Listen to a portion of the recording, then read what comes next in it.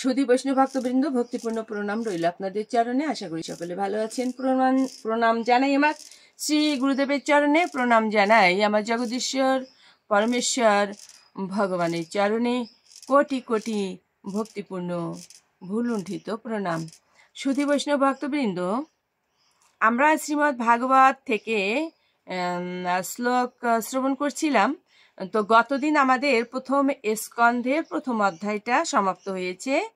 আজ আমরা প্রথম স্কন্ধের দ্বিতীয় অধ্যায়টা শুরু করি। তো দ্বিতীয় অধ্যায়টা কি? দ্বিতীয় অধ্যায়টা বলা হয়েছে এখানে দিব্য ভাব এবং দিব্য সেবা। সুধী বৈষ্ণব ভক্তবৃন্দ, আসুন আমরা মন দিয়ে শ্রবণ করি। আমরা যদি মন দিয়ে শ্রবণ করি তাহলে হয়তো উপলব্ধি করতে পারবো, হৃদয়ঙ্গম করতে পারবো, আত্মস্থ করতে পারবো। ধর্মীয় ভাষা, শাস্ত্রের ভাষা অত্যন্ত কঠিন, তবে সহজ সেই ভক্তের কাছে যিনি নিরন্তর এই শ্রীমদ্ ভগবদ গীতা এবং ভাগবত পাঠ করেন। সুধী বৈষ্ণব ভক্তবৃন্দ, আমরা যদি শ্রীমদ্ ভগবদ গীতা এবং ভাগবত শ্রবণ করি তাহলে কি হয়ে যাবে জানেন? আমাদের সাধুসঙ্গ হয়ে যাবে। কি বলা হয়েছে চৈতন্য চৈতামৃততে? যে সাধুসঙ্গ সাধুসঙ্গ সর্বশাস্ত্রে কয়, লবমাত্র সাধুসঙ্গ সর্বসিদ্ধি হয়। পলক মাত্র যদি সাধুসঙ্গ লাভ করা যায় তাহলে তার সর্বসিদ্ধি লাভ হয়। আপনি এই সাধুটা কোথায় পাবেন? তো সাধু হচ্ছে ভক্ত সাধু আছে একটি, আরেকটি হচ্ছে কি এই ভাগবত গীতা, এটা একটা সাধুসঙ্গ।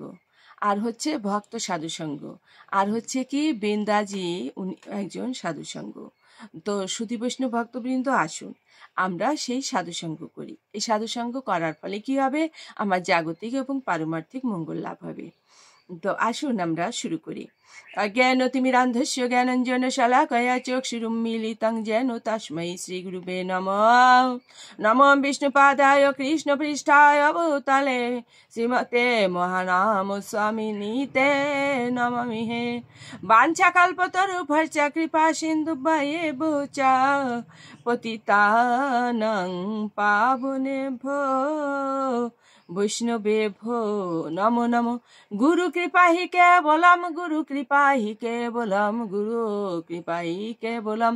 ওম নমো ভগবতে বাসুদেবায়, ভগবত বাসুদেবস্য বাংময়ী মূর্তি স্বরূপায় শ্রীমদ্ ভাগবত গ্রন্থ মহাপুরুষায় নমো।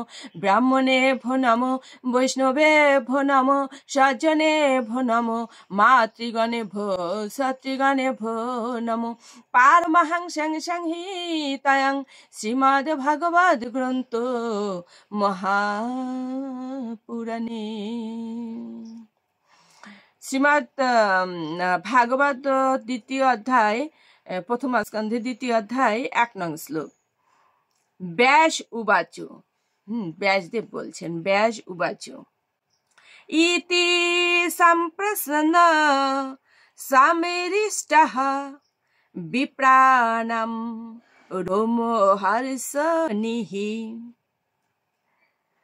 প্রতিপূজ্য বাচঃ তেষাং প্রভুক্তম উপচক্রমে। অনুবাদ: রোমহর্ষণ পুত্র উগ্রশ্রবা অর্থাৎ সুত গোস্বামী শৌনকাদি ব্রাহ্মণদের সেই সব প্রশ্নের সম্পূর্ণরূপে পরিতৃপ্ত হয়ে তাদের ধন্যবাদ জানালেন এবং তাদের প্রশ্নের উত্তর দিতে শুরু করলেন। তাৎপর্য: নৈমিষারণ্যের ঋষিরা সুত গোস্বামীকে 6টি প্রশ্ন করেছিলেন এবং তাই তিনি একে একে সেই প্রশ্নগুলোর উত্তর দিয়েছিলেন। সুধী বৈষ্ণব ভক্তবৃন্দ, আমরা যে প্রথম অধ্যায় প্রথম স্কন্ধ পাঠ করে আসলাম, ওখানে শ্লোকগুলোতে কিন্তু এমনি ভাবে প্রশ্ন ছিল। নৈমিষারণ্যে যেসব 60,000 মুনি ঋষিরা ছিলেন, ওনারা এই সুত মুনির নিকটে প্রশ্ন রেখেছেন। তো সেই প্রশ্নগুলোর উত্তর এবার তিনি দেবেন। তিনি কিভাবে দেবেন? পরপর দিয়ে যাবেন। তো 6টি প্রশ্ন নৈমিষারণ্যে ঋষিরা সুত গোস্বামীকে করেছিলেন। তো সুধী বৈষ্ণব ভক্তবৃন্দ, আপনারা আমার সঙ্গেই থাকবেন।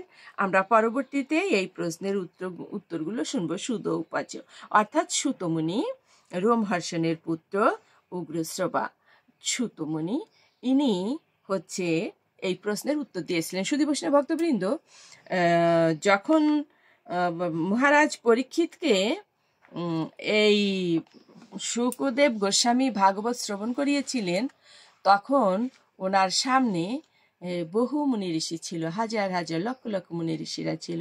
তো শুকদেব গোস্বামী বলেছিলেন যে আমি যে ভাগবত আজ বলে যাব, এই ভাগবতকে ধরে রাখতে পারবে যে পরবর্তী প্রজন্মরা বা কলিকালের মানুষেরা সেই ভাগবত থেকে মুক্তি লাভ করবে, কারণ কলিকালের জীবের জন্য ভাগবত মুক্তির একমাত্র পথ। তখন অনেক বর্ষীয়সী মুনি ঋষিরা ছিলেন, কেউ হাত তোলেননি। এই সুত মুনি, উনি অল্প বয়সী ছিলেন, কিন্তু উনি হাত তুলেছিলেন, অর্থাৎ হস্ত উত্তোলন করে উনি সম্মতি জানিয়েছিলেন আমি পারবো। তো সেই শুকদেব গোস্বামী যে ভাগবতটা উনি বলেছিলেন, বা ভাগবতের সেই কথামৃত বের হচ্ছিল সুখদেব গোস্বামীর বদন থেকে যেন জাহ্নবীর স্রোতধারা, অর্থাৎ গঙ্গার স্রোতধারা। এমনিভাবে সেই ভাগবত উনি কি করেছিলেন, বর্ষণ করেছিলেন সেখানে স্রোতধারার ন্যায়।